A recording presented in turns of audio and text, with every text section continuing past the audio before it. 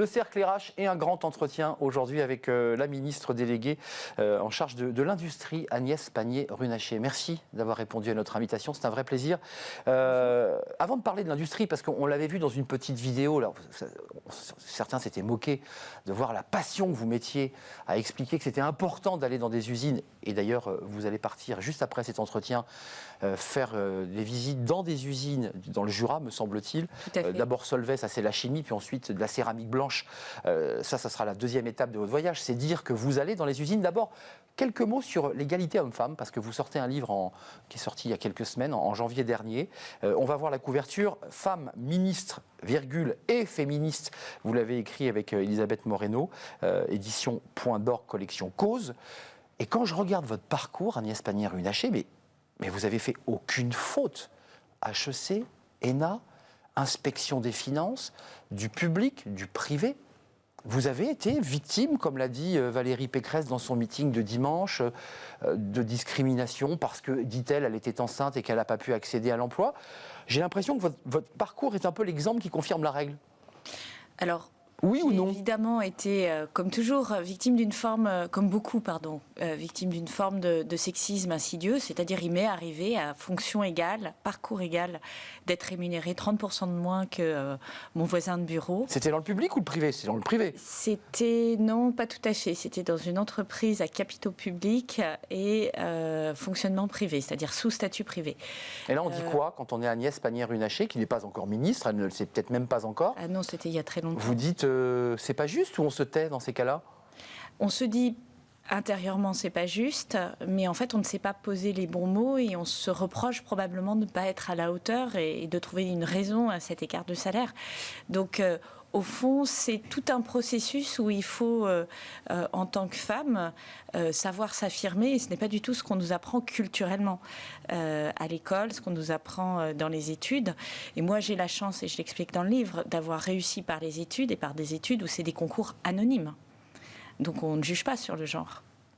Mais effectivement, ensuite, j'ai eu droit, mais d'une manière, je dirais, modérée par rapport à d'autres, à toute la série de « mais est-ce que tu as les épaules ?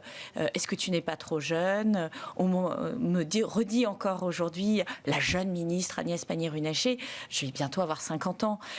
Donc, vous les faites pas, on est très loin du compte. Après, je pense que ce qu'il faut dire sur la question de la parité femmes-hommes, c'est qu'il y a eu beaucoup de progrès. C'est clair. On n'est plus à 30% d'écart aujourd'hui. On n'est plus à 30% d'écart. On est aujourd'hui plutôt du côté de 10% à compétences et parcours professionnel égal.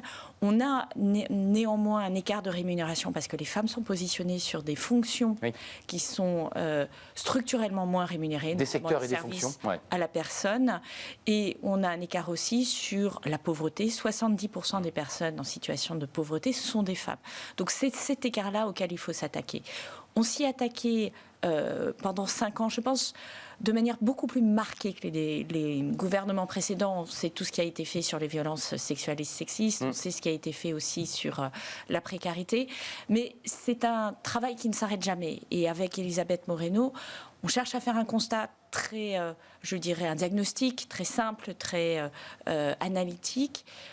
Le bilan du quinquennat, mais surtout on fait des propositions. On peut encore agir sur la question de la parité femmes-hommes et notamment sur les femmes invisibles, sur les plus précaires. Familles monoparentales. Faire en sorte, les familles monoparentales, bien sûr, les services à la personne, celles qui travaillent en horaire décalé pour faire en sorte qu'elles aient droit à une vie familiale normale. Alors Agnès Pannier-Runacher, ça commence par une bonne nouvelle parce que c'est vrai que c'est sorti dans Le Monde là il y a quelques minutes, 100 000 emplois industriels créés ou confortés. 782 projets recensés en France depuis septembre 2020, mais au même moment, d'abord vous êtes une femme qui prend un portefeuille finalement qui a souvent été dédié aux hommes. Quand j'ai regardé la liste, c'est une très très grande majorité d'hommes qui ont dirigé l'industrie.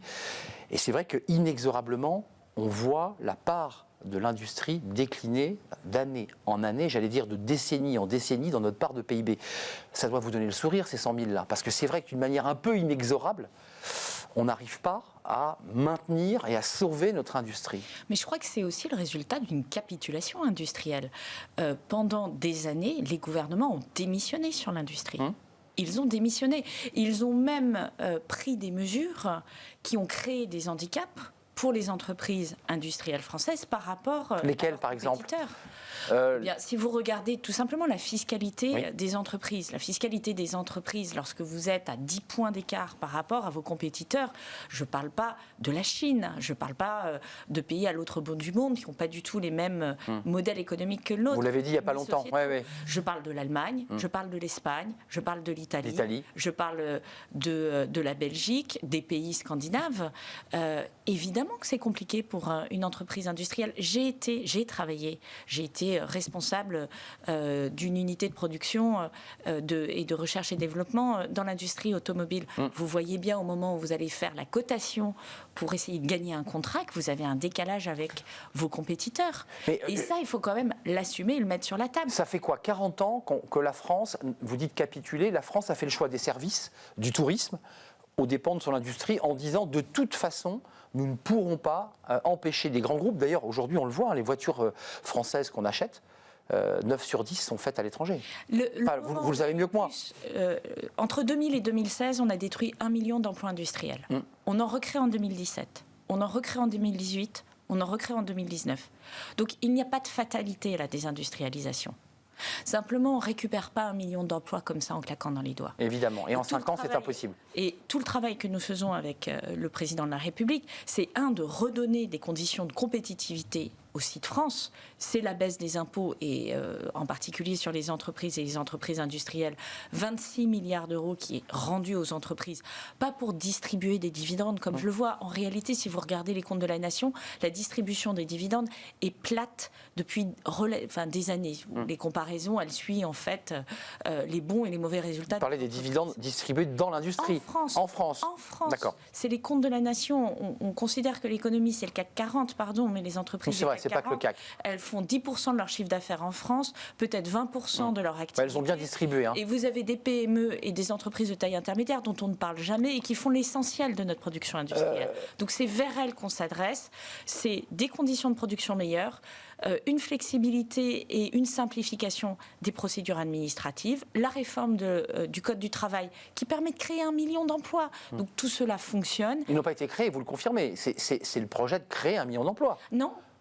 Ils ont été créés 1 million d'emplois, pas dans l'industrie. On est d'accord, voilà. De l'économie, on a créé 1 million d'emplois dans l'ensemble de l'économie depuis 2017. Ça n'était jamais arrivé avant. On traverse la crise la plus importante. Donc il faut regarder les choses en disant il y a des actions qui produisent et nous avons pris ces actions. Et on continue, c'est tout l'enjeu des relocalisations. 782 relocalisations, vous le mentionnez, avec effectivement 100 000 emplois à la clé. Et c'est surtout ce qu'on veut faire derrière avec France 2030, parce que là, c'est vraiment créer les filières d'avenir. On va y venir. Et c'est inverser cette courbe dramatique de la désindustrialisation. Et là, il y a un débat évidemment qui percute la campagne présidentielle, parce que les filières d'avenir, certains considèrent que c'est plutôt l'éolien et le solaire, et puis d'autres considèrent qu'il faut, et ce qu'a souhaité le président de la République, réimplanter des mini-réacteurs nucléaires. On va en parler, mais il y a le rapport Rexecode qui est intéressant, puisque la part du PIB est tombée à 13%, donc c'est la baisse constante de l'industrie dans la part PIB est tombée à 13%. Et le rapport Rexecode, il y a 2 jours, vous l'avez forcément vu, qui dit qu'effectivement, mais il est assez sévère sur la santé de l'industrie française, et il vous dit, à vous, il faut aller encore plus loin dans les aides et dans les mesures de baisse de fiscalité. Qu'est-ce que vous répondez à Rexecode, qui dit de toute façon, on ne s'en sort pas, l'industrie va mal? Alors, Rexecode ne dit pas on s'en sort pas, l'industrie va mal. Elle dit les facteurs de compétitivité ne sont pas encore là. Il y a encore un écart entre ce que payent les entreprises françaises et ce que payent les entreprises allemandes, italiennes, etc. Et nous partageons l'analyse. Je rappelle que c'est ce gouvernement qui a été le premier à initier la baisse des impôts de production contre les présidents de région, contre le président de l'Association des maires de France, qui sont aujourd'hui les premiers à nous expliquer qu'il faut baisser les impôts de production. Et moi, je n'ai pas de problème avec Bruno Le Maire, nous partageons cette analyse. Il y a juste une chose qu'on ne veut pas faire, c'est baisser les impôts de production pour augmenter un autre impôt derrière. Ça, c'est gribouille. Et tant qu'on ne saura pas financer cette baisse des impôts de production, on ne sera pas crédible. Donc notre enjeu, c'est de continuer à réformer le pays. Il y a un certain nombre de réformes qui doivent aider à rééquilibrer les finances publiques. On vient de terminer la réforme du chômage, de l'assurance chômage. Personne ne l'avait fait avant nous. On ne se souvient pas de toutes les réformes qui ont été engagées, puisque la Covid, et c'est normal, a beaucoup écrasé. On n'en voit pas encore les effets, Agnès Pannier-Runacher. Vous avez réformé, vous êtes allé au bout, mais pour l'heure, on n'en voit pas réellement les effets. C'est normal, elle date du 1er octobre 2020. Dernier volet. Mais on va continuer à réformer si les électeurs, je dirais, nous soutiennent. Mais surtout, l'enjeu derrière, c'est effectivement de pouvoir continuer à rendre de la fiscalité aux entreprises pour qu'elles investissent, pour qu'elles rattrapent ce retard d'investissement qu'on voit avec l'Allemagne et la Suisse. On va parler quand même de l'emploi, parce que c'est une émission qui est consacrée à l'emploi. Vous dites on a perdu 1 million d'emplois, mais juste un mot sur Pôle emploi. Vous dites on va continuer, en tout cas l'assurance chômage, on va continuer à réformer. Qu'est-ce que vous avez en tête? Parce que là, la réforme va déjà assez loin. C'est-à-dire qu'il faudra travailler plus longtemps pour accéder à ces droits chômage. C'est quoi la prochaine étape? La prochaine étape, elle est sur d'autres secteurs du jeu. On sait qu'on a une réforme des retraites à mener, on sait qu'on a une réforme probablement des institutions. Donc, et nous avons une rigueur budgétaire qui peut paraître seconde au moment où on traverse la crise du siècle. Moi, juste un chiffre, on a augmenté la dette d'autant en termes de points de PIB que pendant la crise de 2008-2009, les conséquences ne sont pas tout à fait les mêmes. C'est-à-dire qu'on a un rebond de la croissance inédit, une baisse du taux de chômage. La stratégie n'était pas la même. Et la stratégie n'était pas la même, et la stratégie, elle a fonctionné. Pourquoi? Parce qu'on du quoi qu'il en coûte, c'est ça.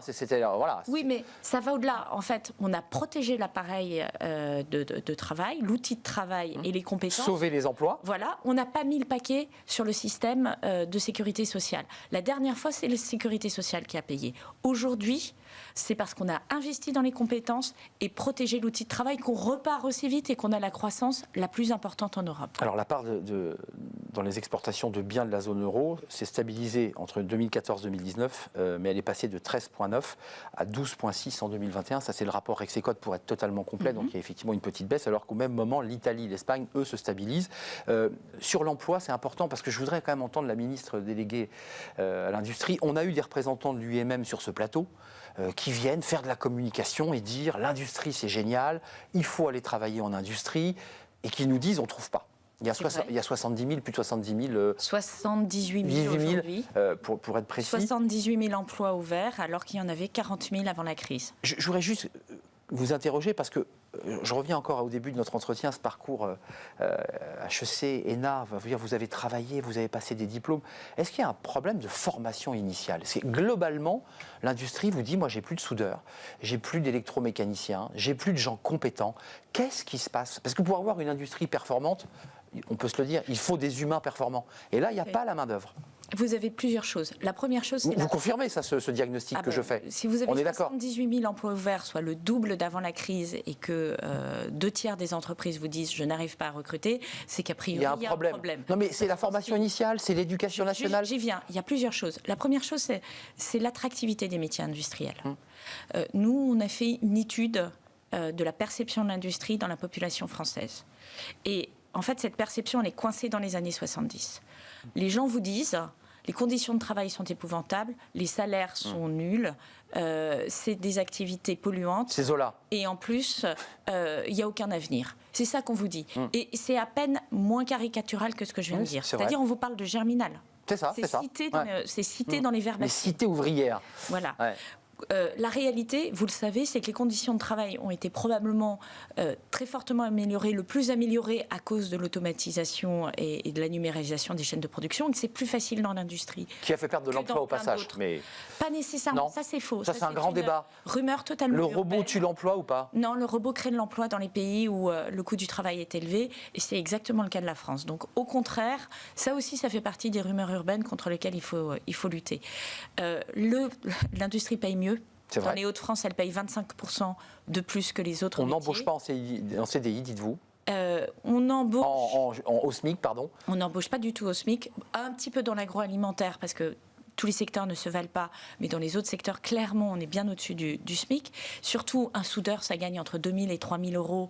Un soudeur dans le nucléaire, ça gagne encore plus. Mais on n'en trouve pas. Et donc, mais oui, mais parce que les gens n'y vont pas, parce qu'ils pensent que c'est pas un bon métier pour leur enfant. Et on peut pas leur en vouloir, puisqu'on a détruit 1 million d'emplois industriels. Tout le monde reste sur cette impression, c'est logique. La deuxième chose, c'est effectivement les formations. comme les petits Français ne sont pas allés vers les métiers industriels et que de l'autre côté, pendant des années, on a arrêté de recruter, on a arrêté les formations. Tout ça est parfaitement rationnel. Et donc, il faut remonter ces centres de formation. Et en plus, il faut les remonter sur des territoires qui sont assez peu denses. Ce n'est pas dans les agglomérations qu'on doit former aux métiers industriels. C'est là où sont les sites industriels. Et les sites industriels, ils sont dans des villes de moins de 20 000 habitants. C'est vrai. Et c'est pour ça que nous faisons des antennes de formation et que l'excellente nouvelle, c'est l'apprentissage. C'est le bon de l'apprentissage. Évidemment, dans les métiers qui ont l'habitude de prendre des apprentis, l'artisanat, mais maintenant, ça se développe beaucoup dans l'industrie. On partait loin, mais c'est en train d'exploser dans l'industrie. Il nous reste une dizaine de minutes. Ces chiffres, alors encore une fois, c'est difficile d'être ministre de l'Industrie parce qu'on porte, et c'est votre cas, 40 ans d'histoire de désindustrialisation qu'il faut détricoter, et c'est tout l'enjeu, et c'est le combat que vous avez mené. Mais en 20 ans, l'industrie a perdu 24% de ses entreprises de plus de 20 salariés. C'est-à-dire que globalement, le tissu industriel se réduit, et au même moment, et là vous allez, on va vous entendre évidemment, on a un déficit commercial qui avoisine les 84,7 milliards d'euros. Votre réponse, c'est de dire mais c'est conjoncturel, c'est lié à la crise Covid. D'autres disent bah non, c'est parce que aussi on a des difficultés pour exporter. Le déficit commercial, ça date des années 2000. 2006, on était excédentaire. C'est la dernière année où on l'était. Oui, enfin, on commence à avoir une chute à partir de 2000. C'est très clairement marqué à partir de 2000. Ça décline. Ça décline de manière très Et on bascule en 2006. Et non seulement on bascule, mais on bascule très fortement. Je rappelle que la période de la plus forte désindustrialisation, c'est 2008-2012. Oui. Donc que ceux après qui nous donnent des conseils, la crise financière, balayent devant leur porte déjà. Parce que nous aussi, on a vécu une crise et on n'a pas tout à fait les mêmes résultats. Ça, c'est le premier point. On était à 75 milliards, c'est ça, hein, l'année précédente, et on est à 84,7. Ensuite, par contre, la dérivée entre 2019 et 2021, ça, elle s'explique conjoncturellement assez facilement. C'est-à-dire que vous avez un effet prix qui est lié au prix de l'énergie, vous avez un effet volume qui est lié à notre rebond économique. On ne le dit pas assez. Pourquoi aujourd'hui on importe plus ? Parce qu'on a une croissance beaucoup plus forte que les autres. Beaucoup plus forte que les autres. Et qu'est-ce qui fait notamment qu'on a une explosion des importations des biens d'équipement ? C'est qu'on est en train de réindustrialiser. C'est ça aussi l'explication de la balance commerciale. Vous savez qu'en France, quand on achète un bien manufacturé, quand vous mettez 100 € pour acheter des biens manufacturés, il en reste 35 € en France et 65 € partent à l'étranger. Donc forcément, quand vous vous équipez, vous appelez des importations.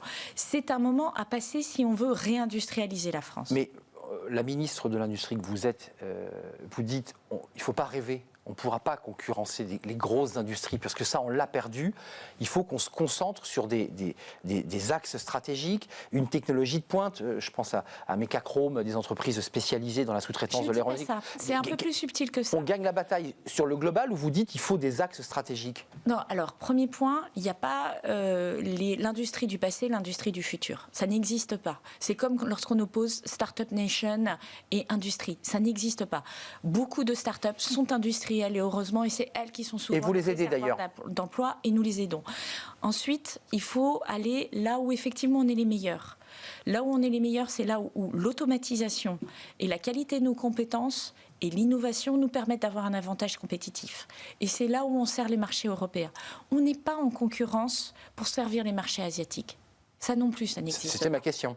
On est en concurrence pour servir le marché européen. C'est-à-dire qu'on doit être meilleur que les Allemands, les Espagnols, les Italiens. Et ce qui est en train de se passer, c'est qu'on est en train de se rendre compte qu'en fait, ça n'a pas tellement de sens, ni économique, ni environnemental, d'importer massivement depuis l'Asie du Sud-Est. Il y a une régionalisation des chaînes de production. On s'en est rendu compte depuis le Covid, je m'autorise, c'est fait qu'on a découvert qu'il manquait de masques, que ça venait de Chine, on s'est dit pourquoi pas. Et j'ai vu des entreprises industrielles fabriquer des masques, je pense à une entreprise à Angers par exemple, qui a créé de l'emploi. Est-ce qu'il n'y a pas possibilité de se dire, mais on est capable de peut-être moins importer et de fabriquer chez nous, avec des salariés qui cherchent pour certains d'entre eux un emploi ? Quand on relocalise ou qu'on localise 782 productions supplémentaires en France, c'est très exactement ce qu'on fait. Et il faut avoir en tête qu'on est capable d'être aussi compétitif que les Chinois. Je vais prendre un exemple. L'usine Schlumberger, qui est en Occitanie et qui fait des vannes pour des installations de puits pétroliers, est la plus compétitive qu'ils aient au monde. Pourquoi ?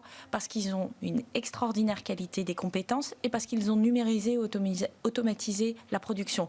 Est-ce qu'il y a des ouvriers qualifiés dans cette usine ? usines? Oui. Donc il ne faut pas non plus opposer le sujet des compétences, mais il faut utiliser les outils à notre disposition. Et la numérisation, les nouvelles technologies, les robots, c'est ce qui permet d'améliorer les conditions de travail, mais aussi de payer plus cher les salariés. C'est intéressant de vous entendre parce que vous parliez d'une légende urbaine, mais certains considèrent effectivement que on n'est plus évidemment sur des chaînes de montage manuelles et qu'aujourd'hui ce sont des chefs de ligne et ça fait plus de 25 ans maintenant qu'il y a déjà évidemment... C'est la contrepartie de la signée industrielle, c'est que cette mutation on l'a déjà faite. C'est l'entreprise 2.0, d'ailleurs on parle maintenant de l'entreprise 4.0. Même 5.0 même pour 5 points. intégrer la décarbonation. Justement, tiens, pour terminer notre échange, il y a un vrai débat, alors là aujourd'hui idéologique et politique, puisque c'est la campagne. Certains disent c'est les énergies vertes qui vont créer de l'emploi, il faut mettre le paquet sur l'éolien, sur le solaire. Et évidemment, les écologistes vous disent surtout arrêtez de développer cette industrie nucléaire à laquelle on ne croit pas. Vous dites quoi aujourd'hui? Qu'est-ce qui va créer le plus d'emplois? Parce qu'il faut évidemment, dans l'industrie, penser à 20 ans, à 30 ans. Exactement. Qu'est-ce qui va créer le plus d'emplois? Je dis une première chose. Une condition de la compétitivité de notre industrie, c'est d'avoir une énergie chère et appelable à tout moment. Pas chère, pardon. Vous me faites peur. Parce que c'est exactement le cas aujourd'hui. Voilà, non mais vous voyez, c'est l'inconscient qui parle. Tellement pénétré par le problème que c'est d'avoir une énergie pas chère et appelable à tout moment, sur lequel on est souverain. D'accord ? Oui. Et précisément, on est en train de vivre ce que c'est de ne pas avoir accès ou de ne pas être nous-mêmes autonomes en gaz naturel. Qui a creusé notre balance commerciale. Carburant. Ce qui a énormément creusé notre balance commerciale. C'est l'effet prix que je mentionnais tout à l'heure. Donc, le premier enjeu, c'est de développer des énergies et d'en être nous-mêmes les maîtres et d'être compétitifs. Et c'est pour ça que, là aussi, opposer renouvelable et nucléaire n'a pas de sens. On a besoin des deux et on a besoin d'un troisième pilier qui est l'efficacité énergétique. Dans la trajectoire que nous proposons, c'est moins 40% d'utilisation de l'électricité. C'est gigantesque comme effort énergétique, en termes de rénovation thermique, en termes de changement des lumières, etc. La décarbonation de l'industrie aussi. Décarbonation de l'industrie, de toutes les activités humaines chez vous, tout ce qui peut... Mais aussi l'industrie. Énergétique. La deuxième chose, effectivement, c'est si on développe à marche forcée des renouvelables et du nucléaire, autant que ce soit avec nos équipements et autant que ce soit avec une empreinte industrielle française. Le solaire, on a abandonné. Ce sont les Chinois qui ont arraché le marché. On n'a pas abandonné. Nos parts de marché sont franchement très faibles. Et la seule façon de pouvoir gagner la bataille, c'est d'avoir vraiment une rupture technologique où on prend la tête de cette rupture technologique. Ce n'est pas le sujet le plus facile. L'éolien marin, on est très bon. C'est nous qui exportons, notamment vers les États-Unis, et qui équipons les installations d'éoliens marins aux États-Unis. Challengé par l'Espagne. Il faut continuer sur l'éolien marin. Sur la géothermie, par exemple, on a un champion qui est Schlumberger, je le mentionnais à l'instant. Créateur d'emplois. Sur le nucléaire, tout est créateur d'emplois. Ça, lorsque vous regardez ce qui est en train de se passer à Saint-Nazaire, à Cherbourg et au Havre en termes de création d'emplois, c'est des centaines d'emplois pour de l'éolien marin. Il faut préciser que c'est contesté quand même par les populations et que c'est une zone irritante pour les associations, pour les riverains. Il faut quand même le préciser. Mais là aussi, c'est très intéressant. C'est-à-dire que on crée de l'emploi, mais en même temps, qui vous expliquent qu'il faut développer l'éolien marin et qui sur le terrain se battent en disant il ne faut pas développer l'éolien marin. Donc ils m'expliquent comment on va allumer la lumière dans 10 ans, a fortiori si nos moteurs de voitures sont électriques et notre chauffage est électrique. À un moment, il va falloir avoir de l'électricité. Avant de nous quitter sur le terrain de la batterie, parce qu'on voit bien que le véhicule électrique, alors il y a évidemment le challenging de l'hydrogène, mais c'est la voiture électrique, c'est la batterie, ces usines du Nord qui sont en construction et dont on essaie... Trois usines gigantesques. En regardant bien, j'ai vu que les Chinois étaient déjà très présents dans le capital de ces entreprises. Alors, d'une seule de ces entreprises. Les deux autres n'ont pas la même structure capitalistique. Et effectivement, le fait qu'il y ait des Chinois présents au capital ne veut pas dire que l'empreinte industrielle ne soit pas française. Attention. Non, mais on garde notre souveraineté sur les batteries, parce qu'il ne faut pas les perdre, ces batteries. En réalité, c'est les Chinois qui font des transferts technologiques vers la France. Non, mais c'est bien, je voulais comprendre. On est arrivé à un point, mais il faut aussi le dire ça, on est arrivé à un point où la Chine, ce n'est plus l'atelier bas de gamme. Non. C'est la Chine qui commence à nous apporter des transferts technologiques. Et sur le sujet des batteries, qui aujourd'hui a la maîtrise, c'est les Coréens et les Chinois. Donc c'est pour ça que nous sommes allés chercher des partenariats avec ces deux pays et que nous J'allais dire, c'est triste. On avait la main-d'œuvre, on avait nos ingénieurs, on avait. Regarder dans le rétroviseur. Il faut avancer. Regarder devant nous, parce que de toute façon, les conditions de production ont changé. La France a perdu des places. C'est comme ça. Moi, je suis pour qu'on tape du pied au fond de la piscine et qu'on remonte très vite. 9e place. On a une des meilleures ingénieries mondiales. Mais oui. C'est une chance extraordinaire au moment où on doit décarboner notre industrie et où on doit accélérer sur l'intelligence artificielle et la numérisation. On a encore parmi les meilleurs sur l'intelligence artificielle et sur les sujets de maîtrise énergétique en termes d'ingénierie française et d'ingénierie mondiale. Merci. Allons-y. Merci Agnès Pannier-Runacher. Aime ton industrie, parce que c'est un peu le message que vous nous faites passer ce matin. Vous filez, comme on dit, vers le Jura, à la rencontre de 2 sites industriels, Solvay, avec des polymères, et puis une deuxième entreprise. Donc, un site du futur. Ouais. Qui va être préparer un des précurseurs pour la chaîne des batteries électriques. Exactement. Et un site que nous avons, entre guillemets, sauvé, qui est celui de Jacob Delafont, et qui a été repris, et pour montrer qu'il n'y a pas une industrie du futur et du passé, il y a des industries qui se portent bien et qui doivent investir pour continuer à se porter bien. Recentré d'ailleurs sur le luxe, sur des produits plutôt haut de gamme. Ce qui est souvent la force de notre industrie d'ailleurs. Exactement. Merci Agnès Pannier-Runacher d'avoir fait un petit détour par le studio de Smart Job. Merci, c'est un vrai plaisir, ministre délégué en charge de l'industrie. C'est un vrai plaisir de vous accueillir. On termine notre émission avec Fenêtre sur l'emploi et c'est tout de suite.